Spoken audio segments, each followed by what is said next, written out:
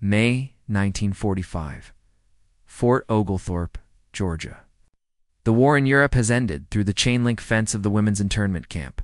Spring unfolds across the southern hills with an indifference that borders on cruelty. Dogwood blossoms scatter like confetti across the compound yard. The air smells of fresh-cut grass and honeysuckle. A sweetness so aggressive it seems to mock the pale faces of the women standing in formation inside the wire. They wear their faded gray dresses, prison-issue cotton that has been washed so many times. The fabric feels like tissue paper against their skin. Some still wear their hair in the tight braids they learned as girls in the Bund Deutscher Machtel. Others have let it hang loose. A small rebellion, or perhaps an acceptance, of something they cannot yet name.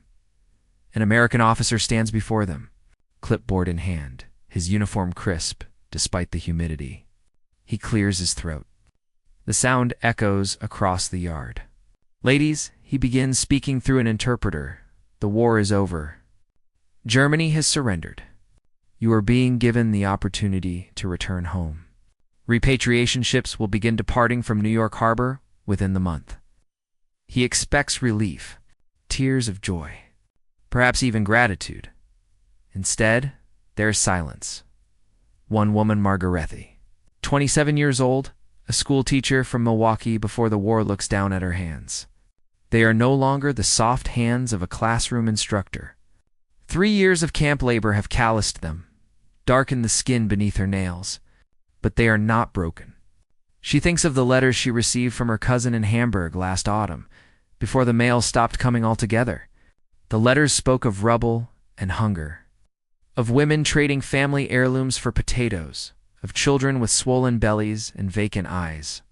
She thinks of the meal she ate this morning: powdered eggs, toast with margarine, coffee with sugar. Institutional food? Yes. Prison food, technically. But there was enough. There is always enough she does not raise her hand to volunteer for. Repatriation? Neither do most of the others. The officer shifts his weight, confused. He looks at the interpreter, as if perhaps the translation was unclear. The interpreter shrugs. This is not the response anyone anticipated.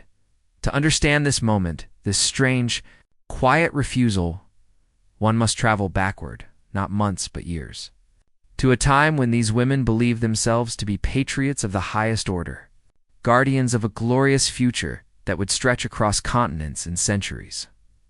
They were not soldiers. They carried no rifles, wore no uniforms of war, yet they were, in their own minds, warriors, nonetheless ideological foot soldiers in a cause they had been taught to view as righteous, inevitable, and pure. The story begins not in Georgia, but in the ethnic German neighborhoods of American cities, in the meeting halls and social clubs where the Bund once gathered, in the homes where portraits of the Führer hung beside photographs of George Washington, in the minds of immigrants and their children who convinced themselves that loyalty to the fatherland and loyalty to America were not contradictions, but complementary truths. It was a delusion, of course. History would prove it so with brutal clarity. But in the years before Pearl Harbor, before the FBI raids and the internment orders, it seemed to them a beautiful vision. Annalise Fisher was 19 when the war began in Europe. She lived in Yorkville, Manhattan, where German was still spoken on every street corner, where bakeries sold Black Forest cake and beer halls served Warsteiner on tap. She worked as a secretary for a shipping company.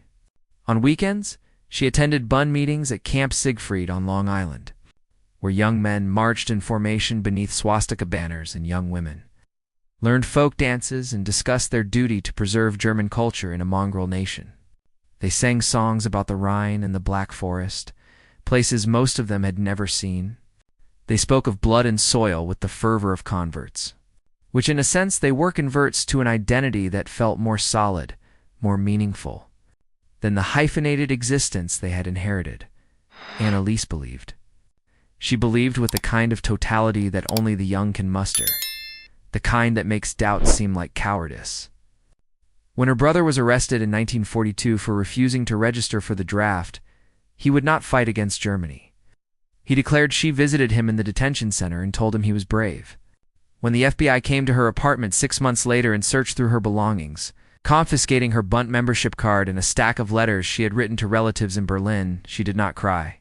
She stood straight, chin raised, and said nothing. She thought of herself as a prisoner of war, though no war had been declared against her. Not officially. The internment camps were not concentration camps. This distinction must be made clearly, without equivocation, for the difference is not semantic but moral, vast as an ocean. There were no gas chambers at Fort Oglethorpe, no forced labor unto death, no systematic extermination. The women were fed. They received medical care. They were allowed to write letters, attend religious services, organize educational classes among themselves. Children born in the camps were delivered by doctors, not left to die. Families, when possible, were kept together. The guards, though watchful, were not sadistic. There was boredom, frustration, the gnawing anxiety of indefinite detention. But there was not the industrialized horror that defined the camps across the Atlantic. Yet for the women interned there, the experience was still a rupture, a violent uprooting from the lives they had built. Elsa Hartman, a seamstress from Chicago, was arrested while picking up her daughter from elementary school. She was given 30 minutes to pack a suitcase. Her daughter, born in Illinois, an American citizen by any rational definition, was sent to live with relatives. Elsa would not see her again for 2 years. Greta Schneider, a nurse from Milwaukee, was taken from her hospital shift in the middle of the night. Her husband, also interned, was sent to a different camp in Texas. They exchanged letters when the censors allowed it, but the words felt hollow. Insufficient against the distance, the camps were located in places most Americans had never heard of and would never visit: Crystal City, Texas; Segoville, Texas; Fort Lincoln, North Dakota. Fort Oglethorpe, Georgia, had once been a cavalry post. The barracks, built during the First World War, were drafty in winter and stifling in summer. The women slept on metal cots with thin mattresses. They shared communal bathrooms, stood in line for meals served on tin trays. It was institutional living in its purest form, impersonal, designed to contain rather than comfort. And yet, as the months passed, as the initial shock gave way to routine, something unexpected began to happen. The women began to notice things. Small things at first. The library stocked with books in English and German. The vegetable garden they were allowed to plant and tend. The fact that they received 3 meals a day, every day without fail. The fact that the bread was white, the coffee was real, the milk was fresh. These were not luxuries in America, they realized. These were baseline expectations. Margarethi, the schoolteacher, began teaching English classes to some of the older women who had never fully learned the language. She used a donated dictionary and a grammar textbook provided by the camp administration. As she conjugated verbs and explained idiomatic expressions, she found herself thinking about the American guards who sometimes watched the classes with bemused curiosity. They were young men, barely older than her students' sons. They chewed gum and made jokes she did not entirely understand. They called her ma'am, even though she was a prisoner. This confused her. In her understanding of the world, shaped by the hierarchies and rigidities of the ideology she had once embraced, prisoners were not addressed with courtesy. They were numbers, problems, obstacles to be managed. But here they were, ma'am. By 1944, the tide of the war had turned decisively. The women received news in fragment-censored letters from relatives, smuggled newspapers, whispered conversations with guards who were more sympathetic than they should have been. Stalingrad had fallen. The Allies had landed in Normandy. Berlin was being bombed night after night. The glorious future they had been promised was collapsing into rubble and ash. And in the camps, the women began to receive packages from the Red Cross: chocolate, soap, writing paper. Luxuries they had not seen in years. Luxuries that they learned were not reaching the German people at all. Anneliese received a letter from her cousin in Dusseldorf in late 1944. It had taken 4 months to arrive, routed through Switzerland. The handwriting was shaky, the paper thin as onion skin. "We are eating tulip bulbs," her cousin wrote. "The children cry at night from hunger. There is no coal for heat. Mama died in November." The funeral was 5 minutes long, because the priest has too many services to perform. Annalise read the letter 3 times, then folded it carefully and placed it under her pillow. That night at dinner, she looked down at her tray. Boiled potatoes, a slice of meatloaf, canned green beans, a piece of white bread with margarine, a cup of coffee, a small square of cake. She thought of her cousin eating tulip bulbs. She thought of her aunt, dead and buried in a 5-minute ceremony. She ate slowly, tasting each bite, and hated herself for the gratitude that rose in her throat like bile. The ideology that had brought these women to the camps was built on a foundation of contrast, order versus chaos, purity versus degeneration, strength versus weakness. It promised a world where everything had its place, where hierarchy was natural and necessary, where the strong ruled and the weak served, and this arrangement was not cruelty but cosmic justice. It was an ideology that demanded totality, that could not tolerate ambiguity or doubt. It was, in its essence, brittle. And brittle things, when struck hard enough, do not bend. They shatter.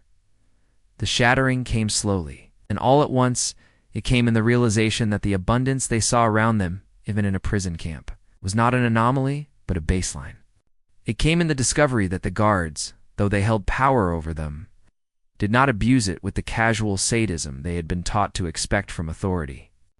It came in the letters from home that spoke of starvation and rubble, while they sat in classrooms learning typing skills and stenography, preparing for a future they had not imagined they would have. It came in the slow, creeping understanding that they had been lied to. Not about small things.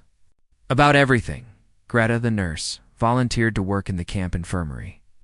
She had been trained in Germany before immigrating, had worked in Chicago hospitals for 5 years before her arrest. She knew her craft. The American doctors treated her as a colleague, not a prisoner. They asked her opinion on diagnoses, allowed her to assist in procedures, thanked her for her work. One day, a young guard was brought in with a gash on his arm, a kitchen accident. Greta stitched him up while a doctor supervised. The guard, pale and wincing, tried to make small talk. "You're good at this," he said. "Where'd you learn?" "Dusseldorf," she replied. "Before I came here. You miss it." She paused, needle in hand. "I miss what I thought it was." The guard nodded, as if he understood, though she doubted he could. How could he? He had grown up in a country where the government, however flawed, did not demand that you sacrifice your humanity on the altar of ideology, where abundance was ordinary, where the future was assumed, not apocalyptic. By the spring of 1945, the mood in the camps had shifted. The initial defiance had drained away, replaced by a weary pragmatism. The women knew the war was ending. They knew Germany was losing.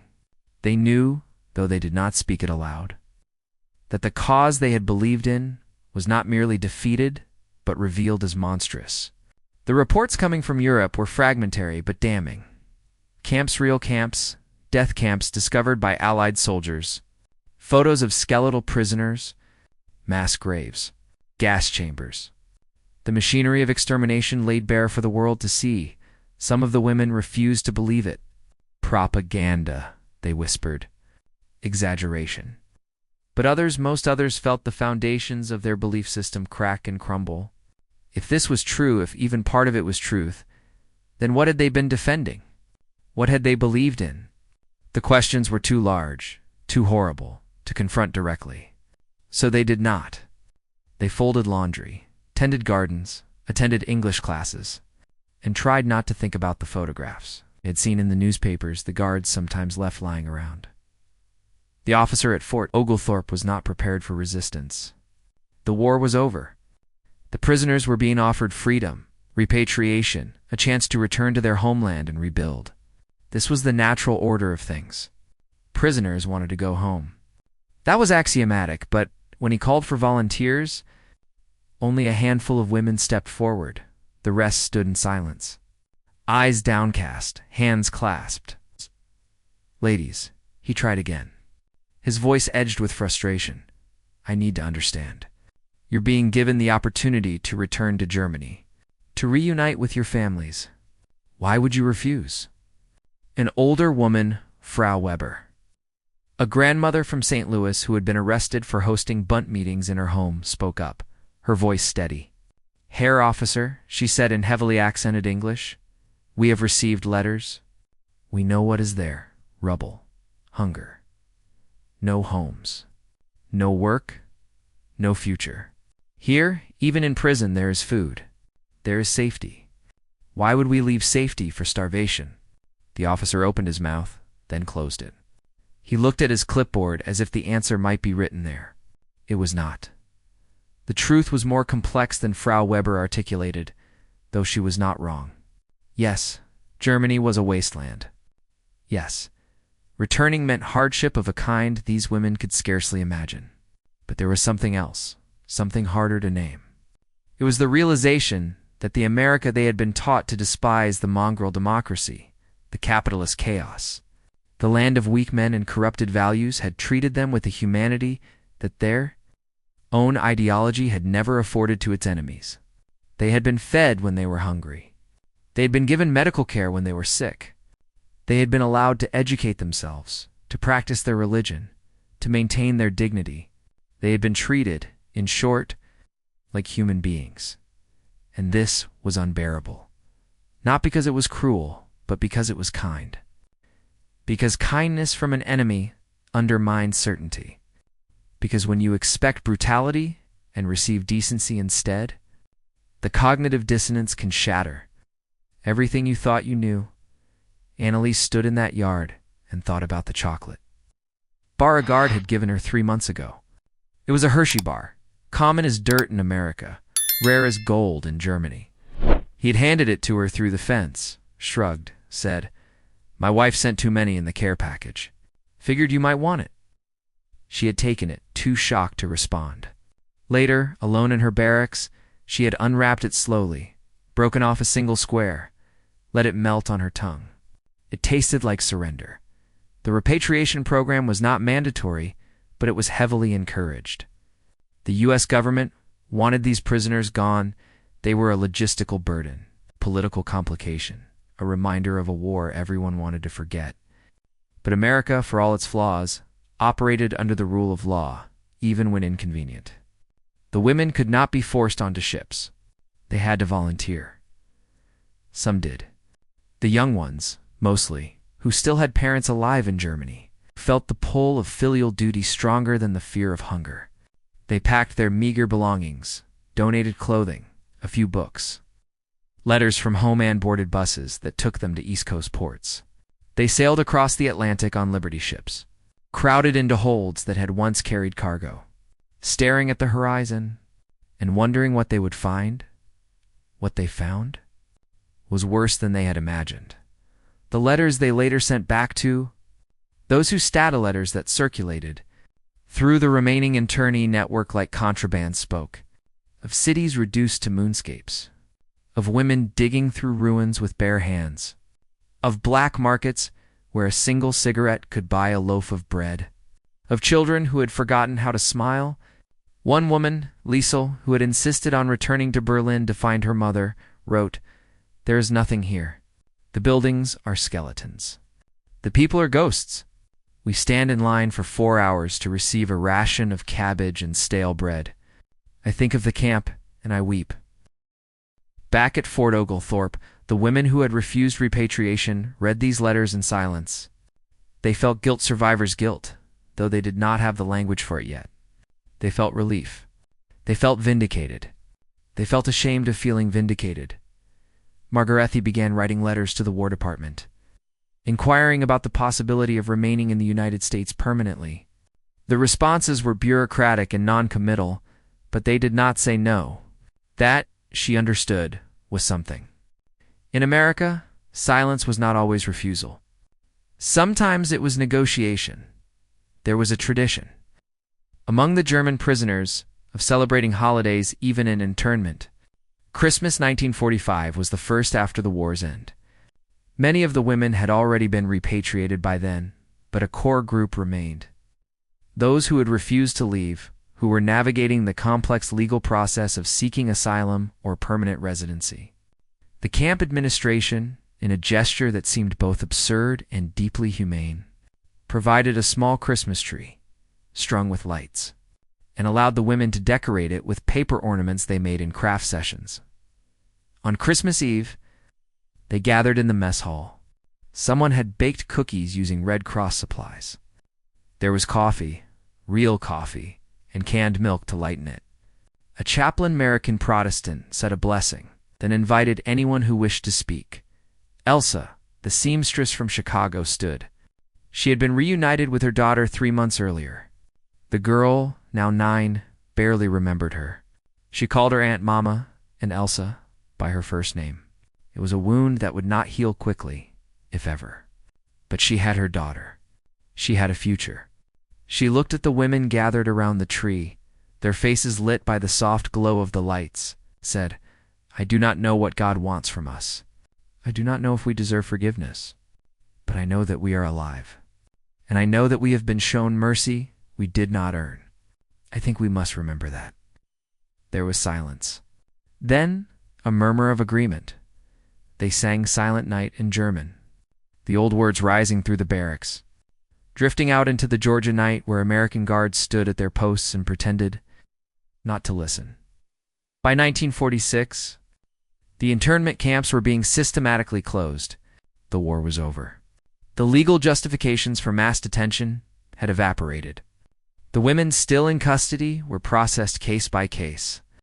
Some were granted permission to remain in the United States as resident aliens. Others were paroled to sponsors American citizens who vouched for them, provided housing and employment. A few, those deemed particularly high risk, were held longer. But even they were eventually released or deported. Annalise was one of the last to leave Fort Oglethorpe. She had no sponsor, no family in America willing to claim her. Her brother had been deported. Her parents were dead. But she had skills.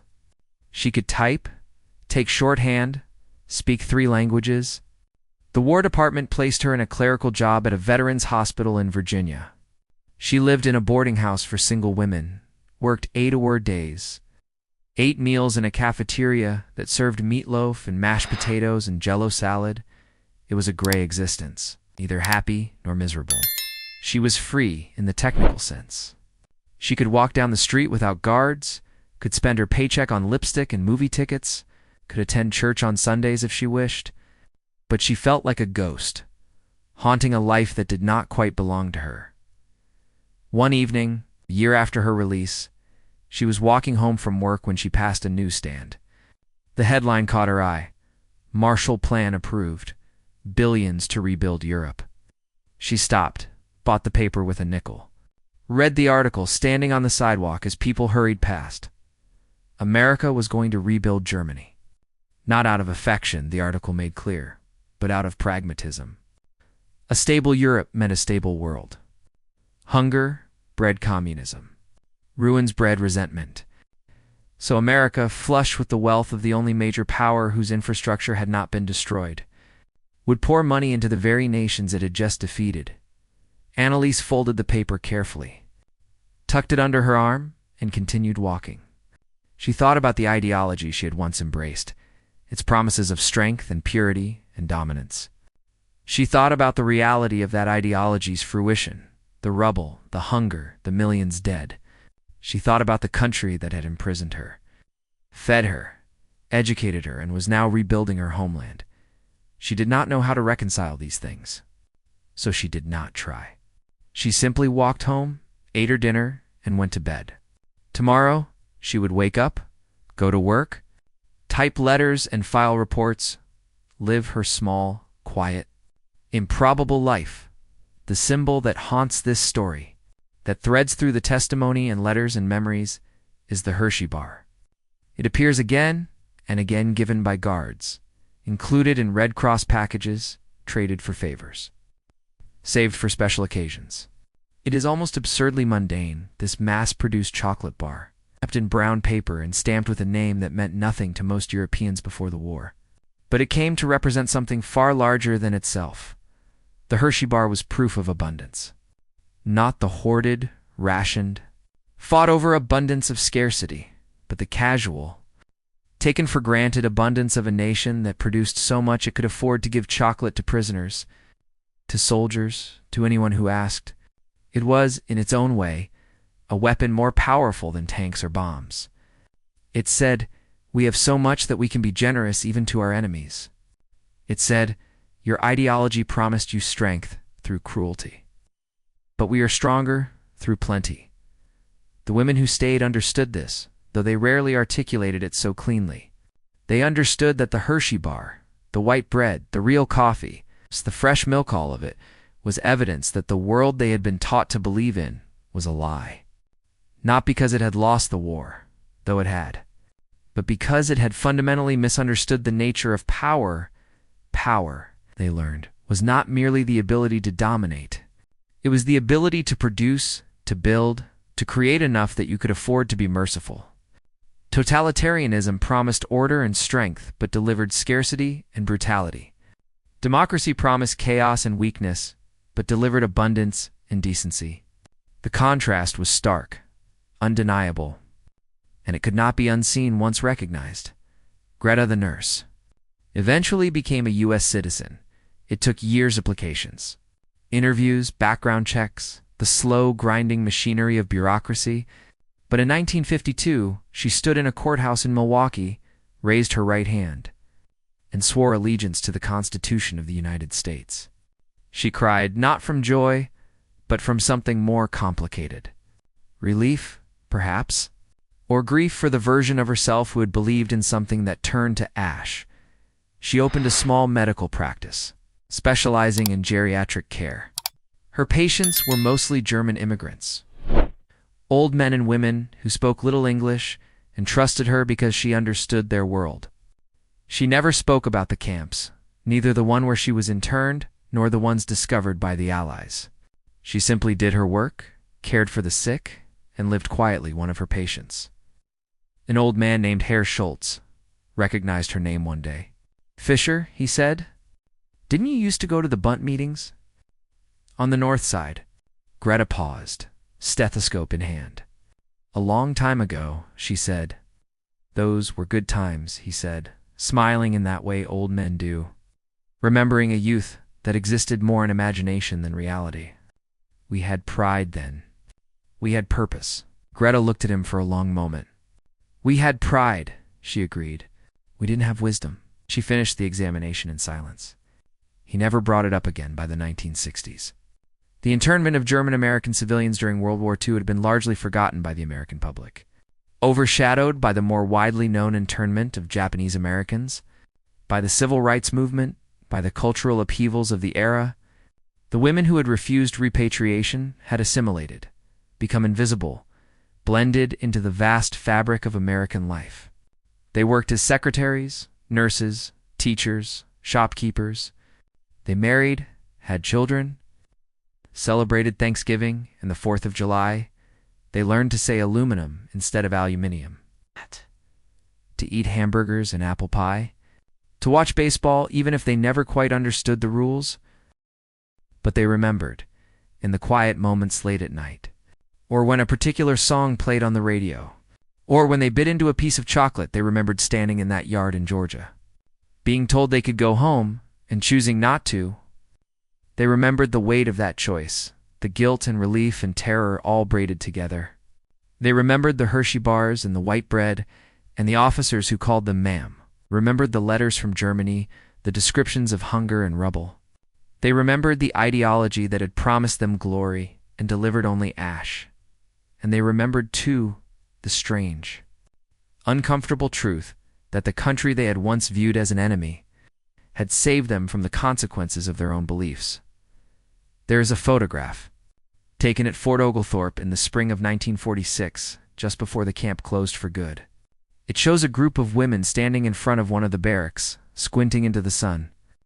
They are dressed in civilian clothes, donated dresses, modest and plain, the kind you could buy at any Woolworths.